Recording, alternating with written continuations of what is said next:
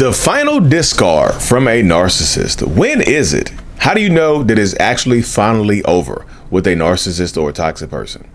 If you're new here, my name is Lee Hammock. I'm a diagnosed narcissist myself, and let's hop right into it, y'all. So I got this question from one of my gold members. I said, hey, I'm gonna try to do a gold member video of the week. It might not be super long, but I'm gonna do a gold member video of the week every week. But yes, and all my other channel members, y'all can suggest videos as well. This gold member should get the higher priority. But yeah, the final discard. Lee, how do I know that it's actually over? How do I know that it's the final discard from a narcissist? Right? Narcissistic people, a lot of them might not ever be done for a very, very long time. Let's keep it hot and ready, y'all, like a Little Caesars pizza. If y'all work for Little Caesars, y'all gotta let them know, like Lee Hammock drop y'all on every video. Y'all got, hey, Little Caesars, come on now. It can go right here. No, but serious, I gotta keep it hot and ready. Narcissistic people, a lot of us will hoover you for a very long time, maybe even years later. Imagine years down the road, you done healed, you doing well, and then you get a hey big head message 10 years later, 7 years later, 15 years later. Just randomly thinking about you today, wanted to check in and see how you were doing, right? Imagine that type of stuff happens to you right there.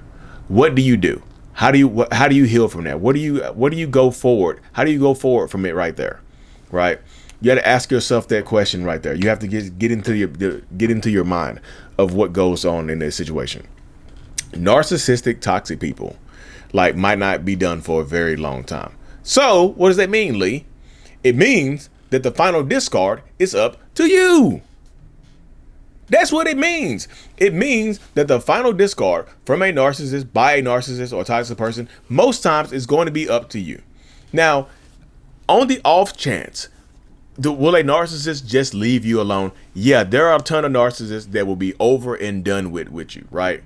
There are a ton of narcissists that if they have done you too wrong, they will leave you alone. They will finally discard you. And you be like, wait, if they've done us too wrongly, what kind of sense does that make? I'm glad you asked. Narcissistic people, some narcissists take pleasure in hurting you. There are some sadistic narcissists, right? They take pleasure in bringing you pain, and fresh pain, like pain that you don't expect. Over time, y'all, if you are so forgiving to them and nothing that they do will make you leave them alone, they get bored. They start looking down on you because you've forgiven them too much. They like, damn, this is boring. What can't I do to you? And you have to ask yourself that question. What can't they do to you that you won't forgive them for? They done beat you up. They done lied to you. They done cheated on you, had kids with somebody else. They done tried to take your life. They done went to jail because of you. They done had you put in jail for something. They done abandoned you and the kids. They done ghosted you. They done stole money from you. They've done damn near everything. They done SA'd you. They've done damn near everything that they could do. And you still found a way back into their life. You still found a way to forgive them and take them back. They done got bored now. Like there's nothing else. It's not fun no more. So some narcissists will finally discard you because it's not fun anymore with you. Right? And by fun, I mean they can't get any more pleasure from hurting you because they've hurt you in damn near every way possible. And I know people will be like, damn, they will discard us after they've hurt us. Yes, they will finally be done with you after they've done everything to you. They done put you through literal hell. And now they're finally done with you. I know that sounds ass backwards, but that's how it goes. They will literally drag you through the mud, put you through hell, beat your ass, do all kinds of stuff. And then they'll break up with you and disappear on you and discard you for good. And I say that to say this. Don't wait around for them to finally be done with you in that way. I know everybody's mind works differently here. And some people have their own mental health stuff going on. But you don't want to be the ones that finally get discarded because they're tired of abusing you. You don't want to cross that threshold right there where you are on the receiving end of a final discard from a narcissist because they're bored with they're bored with the abuse. You don't want to get to that point because that's horrible. Because that leaves y'all. You will be so broken in that instant right there. You will be literally damn near beyond repair right there. I'm not saying you can't heal, right? Because there's a lot of people who have healed. But y'all, imagine how hard it will be to heal from that right there. They done beat you down, left you broken, bruised, and battered, and they are done with you. And what's going to hurt more is they're going to be treating the next person better, and it's going to seem like they're not being abusive to the next person, which is going to hurt you more. Well, they did everything to me. It seems like they're not doing anything to the next person. Why don't they abuse them? Like sometimes when I'm talking to people, it sounds like y'all want the other person to get abused, even if you don't know them. Now I know, hey, it's different if you know them and they've been cheating. They cheated with your partner. All that they knew about you. Hey, it's different. But if you don't know them, wishing abuse on them is kind of wild. You know what I'm saying? But that's the point that narcissists will push you to, where you are wishing abuse on somebody you don't know and that does not know you. They might not even know you exist. So you don't want to be one of the ones that they get final discarded because they get bored with you. That's so rough, y'all. And I talk to people like that all the time over Zoom, mentalhealness.net. I talk to people like that all the time. And I'm just telling you, they're in a very unique place mentally because it sucks and it hurts what they're going through. Seriously. So you have to ask yourself in this instance right here, like, okay, what can I do next to protect myself? What is protecting myself? What does that look like? What does that look like for me coming up next?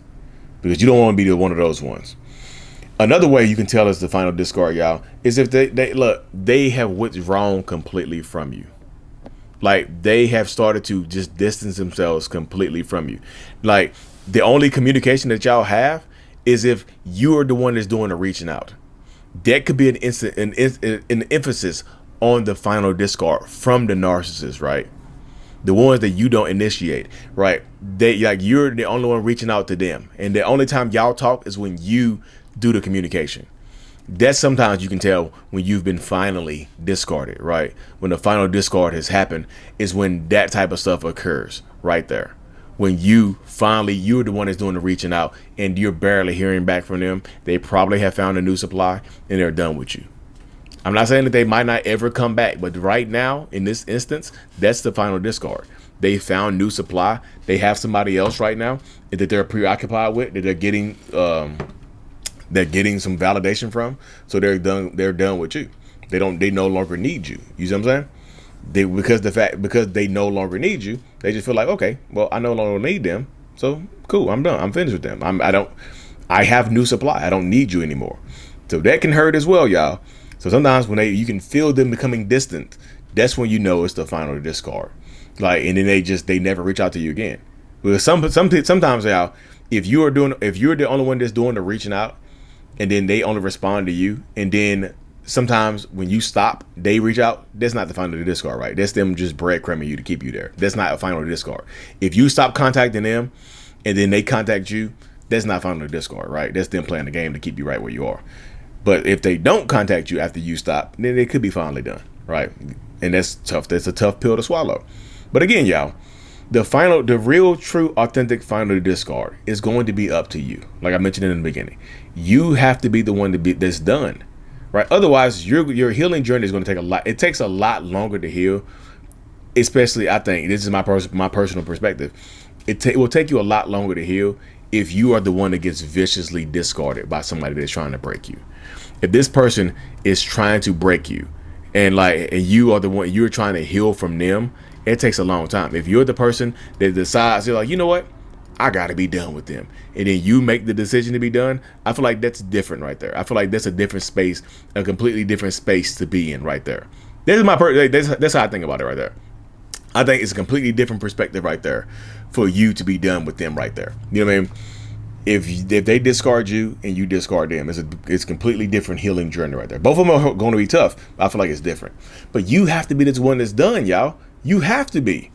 But what if I don't want to be the one that's done? Hey, look, if you don't want to be this one that's done, then you're going to end up, I'm just telling you, your kids, y'all have kids by this person. It's going to be so rough for the kids. So it's not even just about us. It's about our children as well. Your children have to go through this healing process too. You know what I mean? It's not just you that's going to be healing. Your children have to go through this process as well, which is going to be tough. So the final discard most times has to be up to you, because let's be real. For most narcissists, they will come back into your life if you allow them to. If you allow them space into your life, they will create some space into your life. If you let them come back into your life, they will come back into your life. I think a lot of people will agree with that. And a lot of people understand exactly what I'm saying. Well, Lee, I kept the door. If you keep the door open, the vampires are going to walk in. Y'all seen these movies? The vampires can only come in your house when they're welcomed. If you open the door and you don't say you can come in, they won't come in. But a narcissistic vampire, you got to welcome him into your spot. You have to be done. You have to get to the point where you're choosing you. You're choosing the health and wellness of not only you, of your children, if they're involved. Because so many people keep doing it back and forth because you think you want to keep the family together for the kids. Yeah, the two-parent household stuff is true, but only if the two-parent household is healthy. If you in a toxic household, if your household is toxic and narcissistic, that's not healthy for your children. Y'all understand that, right? If you're in a household with narcissistic people, like, and it's not healthy, then yes, your children are suffering from it as well. It's not just you that's suffering. Your children are getting the tail end of it too. So the final discard, the real, authentic, it's actually done discard. It's up to you. It really is. So that's something that you have to absolutely be done with. You have to absolutely be done with this person. Otherwise, you're going to ruin your life. And I know that sounds morbid. You're going to ruin your life.